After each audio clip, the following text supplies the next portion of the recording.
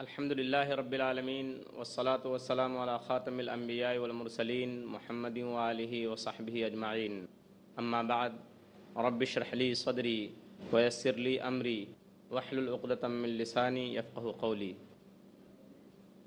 برادران اسلام، درس قرآن کی اس نشست میں آپ تمام حضرات کا استقبال کرتا ہوں۔ السلام علیکم ورحمۃ اللہ وبرکاتہ۔ درس قرآن سے متعلق جو صورت ہے وہ سورۃ البلد، سورہ نمبر 90 کی 10 تا 16 نمبر کی آیتیں ہیں۔ آئیے پہلے ہم ان آیتوں کی تلاوت کرتے ہیں، اس کے بعد ان کا ترجمہ اور تفسیر سنتے ہیں۔ اعوذ باللہ من الشیطان الرجیم، میں اللہ کی پناہ میں آتا ہوں شیطان مردود سے۔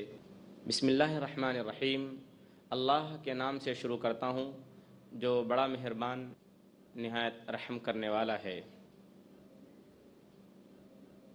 وَهَدَيْنَاهُ النَّجْدَيْنِ، اور ہم نے اس کو دونوں راستے دکھا دیے۔ فَلَقْتَحَمَ الْعَقَبَةَ، تو اس سے یہ نہ ہو سکا کہ وہ گھاٹی میں داخل ہوتا۔ وَمَا أَدْرَاكَ مَا الْعَقَبَةُ، اور تم نے کیا سمجھا کہ وہ گھاٹی کیا ہے۔ فَكُّ رَقَبَةٍ، کسی گردن کو آزاد کرنا۔ او اطعام فی یوم ذی مسغبہ، یا بھوک والے دن کھانا کھلانا۔ یتیماً ذا مقربہ، کسی یتیم رشتہ دار کو۔ او مسکیناً ذا متربہ، یا خاکسار مسکین کو۔ یہ جو 7 آیتیں آپ کے سامنے تلاوت کی گئیں، ان میں سے جو پہلی آیت ہے، آیت نمبر 10، اس میں اللہ تعالیٰ انسان سے فرما رہے ہیں۔ اس سے پہلے اللہ تبارک و تعالیٰ نے انسان کو بتایا ہے کہ ہم نے تم پر کون کون سی نعمتیں تم کو دی ہیں اور کون کون سی نعمتوں سے ہم نے تم کو نوازا ہے۔ سب سے پہلے اللہ نے 2 آنکھوں کی نعمت کا ذکر کیا، اس کے بعد انسان کو اللہ نے زبان دی بولنے کے لیے، اس نعمت کا ذکر کیا، اور اس کے ساتھ ساتھ 2 ہونٹوں کی جو نعمت ہے اس کا بھی اللہ نے ذکر کیا۔ ان نعمتوں کے ذکر کرنے کے بعد اب اللہ نے انسان سے فرمایا وَهَدَيْنَاهُ النَّجْدَيْنِ، اور ہم نے اس کو یعنی انسان کو دونوں راستے بتا دیے، دونوں راستے دکھا دیے۔ سوال یہ پیدا ہوتا ہے وہ دونوں راستے کیا ہیں؟ 2 راستے ہی ہیں، ایک ہے اچھائی کا راستہ، ایک ہے برائی کا راستہ۔ یعنی اللہ نے انسان کو سیدھا راستہ بھی بتا دیا کہ یہ راستہ سیدھا ہے، اس پر اگر تم چلو گے تو تم مجھ تک پہنچ سکتے ہو، تم مجھے خوش کر سکتے ہو اس راستے پر چل کر۔ اور انسان کے سامنے اللہ نے برائی کے راستے کو بھی واضح کر کے رکھ دیا، صاف صاف بتا دیا کہ یہ برائی کا راستہ ہے، یہ شر کا راستہ ہے، یہ بدی کا راستہ ہے۔ اگر تمہارے قدم اس کی طرف گئے، اگر تم نے اس راستے کو اختیار کیا تو تم ہمیشہ ہمیشہ کی جہنم میں جلو گے، تم مجھے خوش نہیں کر سکتے۔ تو اللہ تبارک و تعالیٰ نے یہاں انسان کے سامنے دونوں راستے واضح کر دیے۔ اب انسان کو اختیار دے دیا کہ چاہے تم اچھائی کا راستہ اختیار کر لو، تو اس کا مطلب یہ ہے کہ تم نے اپنی فطرت کا راستہ اختیار کیا، تم اپنی فطرت پر چلے۔ اور اگر تم نے برائی کا راستہ اختیار کیا، بدی کے راستے کا انتخاب کیا، تو تم نے اپنی فطرت اور نیچر کے خلاف کام کیا۔ تو اللہ تبارک و تعالیٰ نے انسان کو جو فطرت دی ہے، جو انسانی فطرت ہے، جو انسانی نیچر ہے، وہ یہ ہے کہ انسان اپنے نیچر کے طور پر اور اپنی فطرت کو تسلیم کرتے ہوئے اللہ کے اس راستے کا انتخاب کرے جو اللہ تبارک و تعالیٰ نے اس کی فطرت کو سامنے رکھ کر اس کے لیے چنا ہے۔ وہ راستہ کیا ہے جس کو پسند کیا ہے اللہ نے؟ وہ راستہ خیر کا ہے، بھلائی کا ہے، نیکی کا راستہ ہے۔ اسی چیز کو اللہ تبارک و تعالیٰ نے دوسری جگہ سورہ دہر سورہ نمبر 76 آیت نمبر 3 کے اندر بیان فرمایا ہے انا ہدیناہ السبیل اما شاکرا و اما کفورا، بے شک ہم نے انسان کو راستہ دکھا دیا، تو چاہے اب وہ شکر گزار بندہ بن کر رہے، میری فرما برداری اور اطاعت اختیار کرے، چاہے تو وہ اپنی فطرت کے خلاف اپنی زندگی گزارے اور ناشکرہ بن جائے۔ تو اللہ نے جو انسان کی فطری طور پر رہنمائی کی ہے وہ کیا ہے؟ وہ یہ ہے کہ انسان فطرت والا راستہ اختیار کر کے خیر کے راستے کو اپنائے اور شر اور برائی اور بدی کے راستے کو ہمیشہ کے لیے چھوڑ دے۔ یہی وہ بات ہے جس کو اللہ تعالیٰ فرما رہے ہیں وَهَدَيْنَاهُ النَّجْدَيْنِ، اور ہم نے اس کے سامنے دونوں راستے کھول کھول کر رکھ دیے، بھلائی کے بھی اور برائی کے بھی، نیک بختی کے بھی اور بدبختی کے بھی۔ نجد کے اصل معنی عربی کے اندر اونچی جگہ کے ہیں، نجد بولتے ہیں اونچی جگہ کو، اسی لیے نجد کا جو ایریا ہے، نجد کا جو حصہ ہے عرب کے اندر وہ اونچی جگہ پر ہے، اس لیے اس کو نجد کہا جاتا ہے کہ ہم نے انسان کے سامنے دونوں راستے کھول کھول کر رکھ دیے، اچھائی کا راستہ بھی اور برائی کا راستہ بھی۔ یہاں ایک بات سمجھنے کی ہے، تفہیم القرآن کے اندر مولانا سید ابو العلا مودودی صاحب رحمۃ اللہ علیہ نے لکھا ہے کہ اللہ تبارک و تعالیٰ نے انسان کو علم و عقل کی صلاحیتیں دینے کے بعد یوں ہی نہیں چھوڑ دیا کہ اپنا راستہ خود سے تلاش کرے، نہیں، بلکہ اللہ نے انسان کی رہنمائی کی، اس کے سامنے نیکی اور بدی کے راستے کو واضح کر کے صاف صاف طور پر 2 اور 2 4 کی طرح رکھ دیا، اور پھر انسان کو ذمہ دار بنایا کہ اے انسان تم اپنی ذمہ داری پر، اپنی رسپانسبلٹی پر جس راستے کو چاہو اختیار کر لو۔ نیکی کا راستہ تم کو مشکل ضرور معلوم ہوگا، لیکن اگر تم نے اس راستے کو اختیار کر لیا تو تم بلندی پر پہنچ جاؤ گے۔ آگے خود فرماتے ہیں مولانا، تفہیم القرآن کے اندر لکھتے ہیں کہ رہنمائی کا مطلب کیا ہے، رہنمائی کی مراد کیا ہے۔ اللہ تبارک و تعالیٰ نے انسان کی رہنمائی کی، اس سے کوئی رہنمائی کی ایک صورت مراد نہیں ہے، بلکہ اس کی بہت ساری صورتیں مراد ہو سکتی ہیں، اور پھر ترتیب وار اس کی کئی صورتیں بیان کی ہیں۔ نمبر 1، اللہ نے انسان کی رہنمائی کس طرح فرمائی؟ ایک تو یہ ہے کہ اللہ نے انسان کو علم و عقل دیا، سمجھنے بوجھنے کی صلاحیت دی، اور اسی کے ساتھ ساتھ اللہ تبارک و تعالیٰ نے ہر انسان کے اندر اخلاقی حس رکھ دی، ایک اخلاقی طاقت رکھ دی جس کے ذریعے وہ بھلائی اور برائی کے اندر فرق کر سکے۔ نمبر 2، دوسری چیز یہ ہے، رہنمائی کا مطلب یہ ہے کہ اللہ تبارک و تعالیٰ نے ہر انسان کے اندر ایک چیز رکھ دی جس کو ضمیر بولتے ہیں، کانشنس، ایک ضمیر رکھ دیا نفس لوامہ کی، جو اس کو ہر اس موڑ پر ٹوکتا رہے، جب انسان کوئی برائی کر رہا ہو یا برائی کرنے کا ارادہ کرتا ہو یا وہ برائی کر چکا ہو۔ انسان کے اندر اللہ نے ایک ضمیر رکھ دیا، ہر انسان کے اندر، جو اس کو ہر اس موقع پر ٹوکتا رہے جب انسان کسی برائی کرنے کا ارادہ کرتا ہو، یا وہ برائی کر رہا ہو یا برائی کر چکا ہو۔ یہ بھی ایک رہنمائی ہے اللہ تبارک و تعالیٰ کی طرف سے۔ اس کا ذکر اللہ تبارک و تعالیٰ نے سورہ قیامہ سورہ نمبر 75 آیت نمبر 2 کے اندر فرمایا، وَلَا أُقْسِمُ بِالنَّفْسِ اللَّوَّامَةِ، میں قسم کھاتا ہوں اس نفس کی جو انسان کو برائی کے اوپر ٹوکتا رہے، برائی کے اوپر انسان کو ٹوکے، اس کو کہے کہ اے انسان تو جو یہ کام کر رہا ہے یہ برا ہے، یہ بری چیز ہے، یہ تمہیں نہیں کرنا چاہیے۔ یہ اللہ تبارک و تعالیٰ کی طرف سے ایک رہنمائی ہے۔ نمبر 3، تیسری چیز یہ ہے کہ اللہ تبارک و تعالیٰ نے خود ہر انسان کی اپنی ذات میں، ہر انسان کے اندر بہت ساری چیزیں ایسی رکھ دی ہیں کہ اگر انسان ان چیزوں پر غور کرے اور پھر اس کے ساتھ ساتھ کائنات کے اندر پھیلی ہوئی، زمین سے لے کر آسمان تک پھیلی ہوئی نشانیوں پر غور کرے تو انسان کو یہ پتہ چلے گا، انسان کی رہنمائی اس طرف ہوگی کہ اس کائنات کا رب اور مالک ایک ہے، اور اس طریقے سے وہ انسان وہ راستہ اختیار کرے جس راستے کو اللہ پسند کرتا ہے۔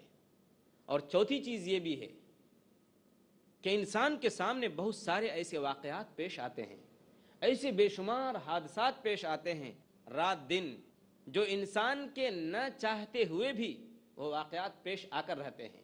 انسان چاہتا ہے کہ میرے ساتھ کوئی مصیبت نہ آئے لیکن مصیبت آتی ہے. انسان چاہتا یہ ہے کہ ہم کو ساری دنیا کی دولت حاصل ہو جائے لیکن نہیں ہوتی. انسان چاہتا یہ ہے کہ میرا کوئی عزیز، میرا کوئی لاڈلا اور پیارا اس کی زندگی سے ہاتھ نہ دھونا پڑے لیکن وہ موت کا شکار ہو جاتا ہے اس کا لاڈلا اور پیارا. یہ سارے واقعات انسان کو بتاتے ہیں، دعوت دیتے ہیں، انسان کی رہنمائی کرتے ہیں کہ انسان اس دنیا کے اوپر ایک بہت بڑی طاقت ہے، سپر پاور ہے جو پوری دنیا پر حکومت کر رہی ہے. تم اس کے راستے کو اختیار کرو. اس کے ساتھ ساتھ جو پانچویں چیز ہے وہ یہ ہے کہ انسان یہ چاہتا ہے، ہر انسان کی عقل اس بات کو مانتی ہے کہ اس دنیا کے اندر نیکی کا بدلہ ملنا چاہیے.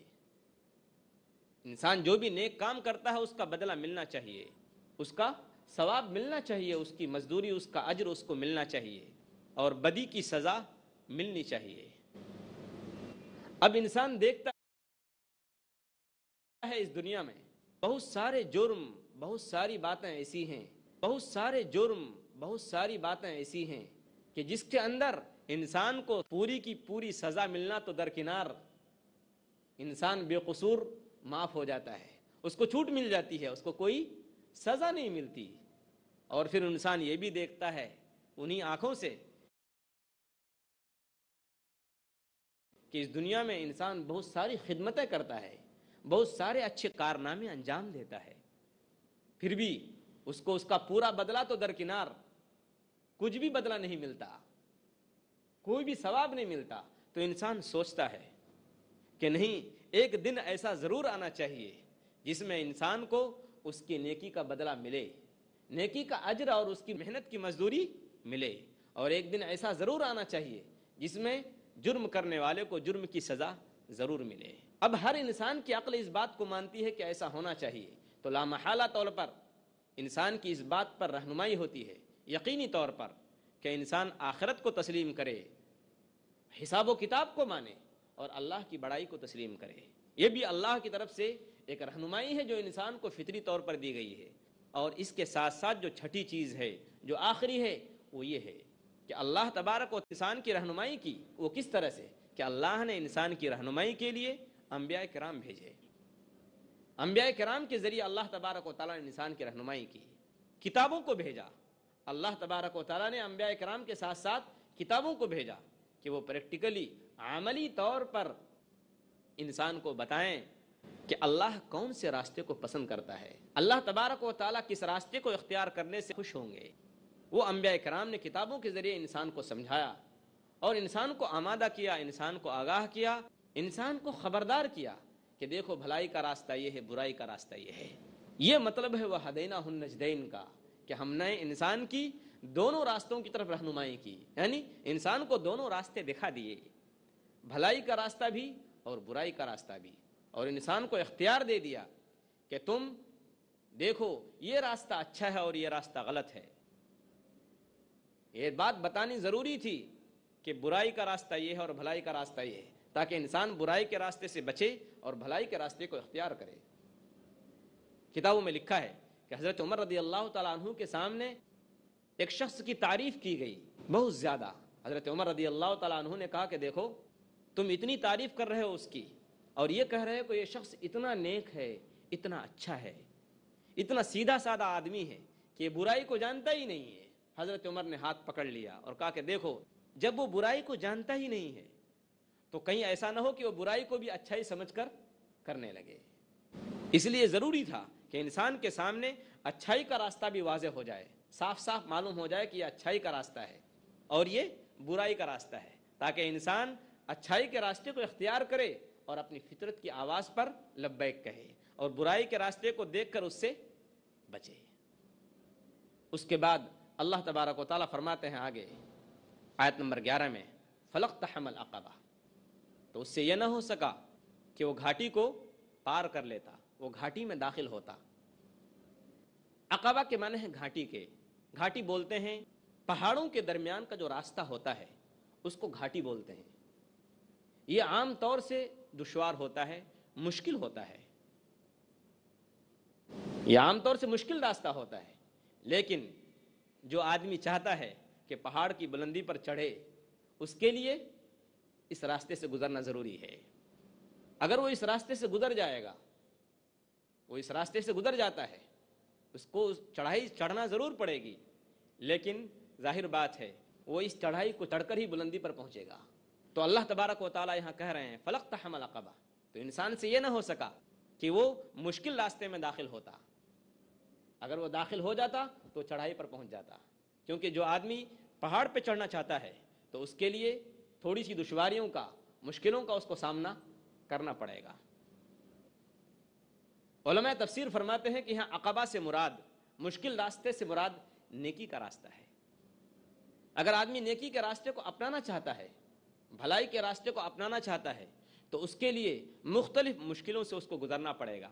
پریشانیاں آئیں گی, مصیبتیں آئیں گی, لیکن اللہ تبارک و تعالیٰ نے مصیبت کا انعام بھی بتا دیا ہے, تکلیف کا, کہ تکلیف کے بعد کیا ہوگا؟ آرام ہوگا, راحت ہوگی, ہمیشہ ہمیشہ کا اس کو چین نصیب ہوگا, اور ہمیشہ ہمیشہ کا اس کو سکون اور اطمینان نصیب ہوگا. علماء تفسیر میں سے بعض حضرات یہ فرماتے ہیں کہ اللہ تبارک و تعالیٰ یہاں انسان کے بارے میں کہہ رہے ہیں کہ اس سے یہ نہ ہو سکا کہ وہ مشکل راستے میں داخل ہو جاتا. مطلب یہ ہے کہ وہ آدمی جو ہمیشہ ہمیشہ خرچ اس لیے کرتا ہے تاکہ لوگ اس کی بڑائی بیان کریں, اس کو سخی کہیں, اس کو یہ کہیں کہ یہ شخص سخاوت کا علمبردار ہے, اس سے اللہ تعالیٰ کہہ رہے ہیں کہ انسان تم دکھاوے کہ اس میں خرچ کرتے ہو, اصل خرچ کرنے کا جو راستہ ہے وہ یہ ہے کہ اگر تم کسی ایسے شخص کو جو قرض کے اندر دبا ہوا ہے, جو مقروض ہے, اس کے بوجھ کو ہلکا کر دو, اس کے قرض کو ادا کر دو, کسی یتیم رشتہ دار کو اس کی مدد کر دو, یا کسی ایسے مسکین کو جو فٹ پاتھ پر سوتا ہے اس کی مدد کر دو.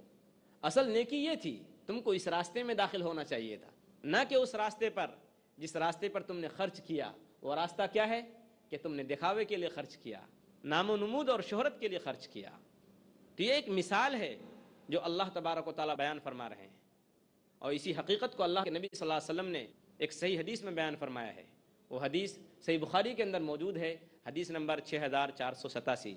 نبی کریم صلی اللہ علیہ وسلم نے فرمایا حجبت النار بالشہوات, کہ جہنم کو خواہشات کے ذریعے, اچھی اچھی چیزوں کے ذریعے اللہ نے ڈھانپ دیا ہے اور گھیر دیا ہے. جہنم گھیر دی گئی ہے, یعنی انسان کے چاروں طرف اچھی اچھی چیزیں ہیں, عیش و عشرت کی, آرام کی, سب حرام چیزیں ہیں. جب انسان اس کا پردہ اٹھا کے دیکھتا ہے تو اس کے نیچے جہنم نظر آتی ہے. وہ حجبت الجنت بالمکارہ, اور اللہ نے جنت کو ایسی ایسی چیزوں سے گھیر دیا ہے, ڈھانپ دیا ہے جو انسان کو ناپسند ہوں.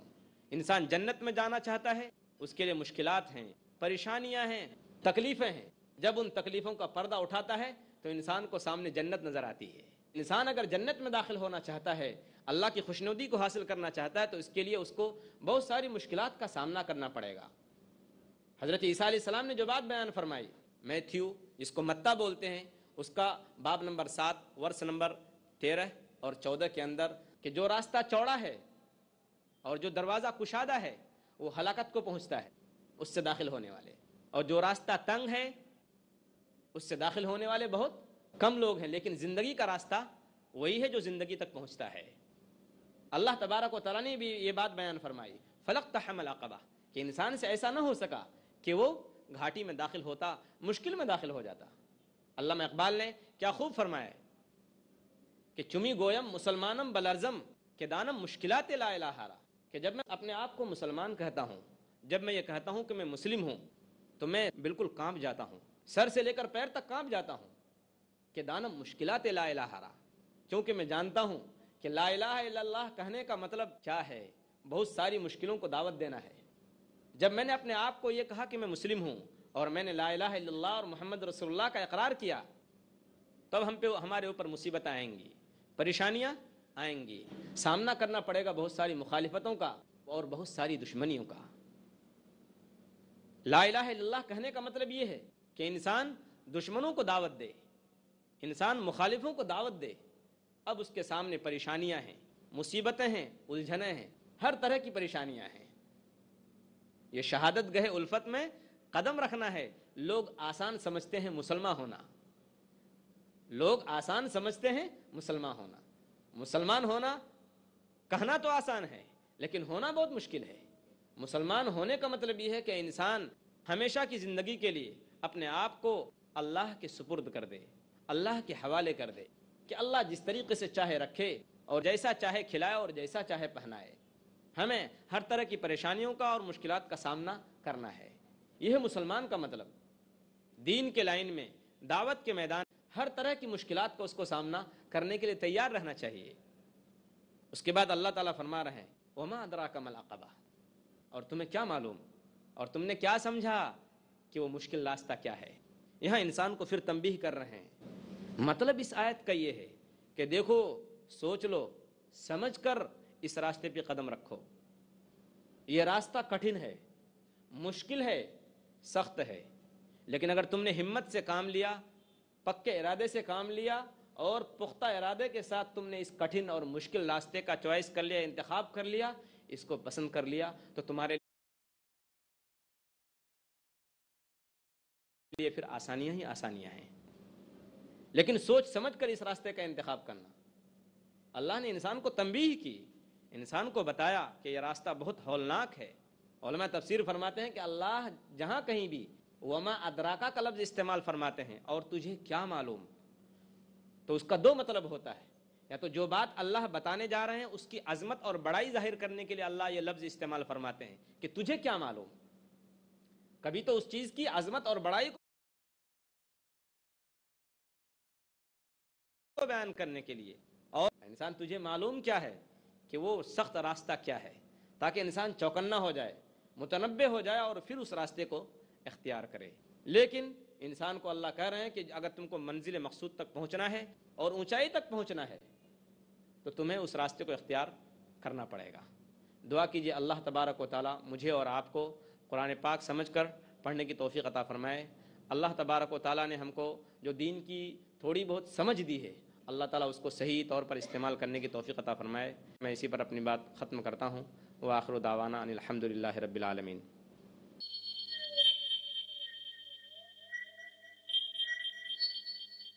اللہ غفور، اللہ رحیم، اللہ يحب المحسنین، وخالقنا ورازقنا وهو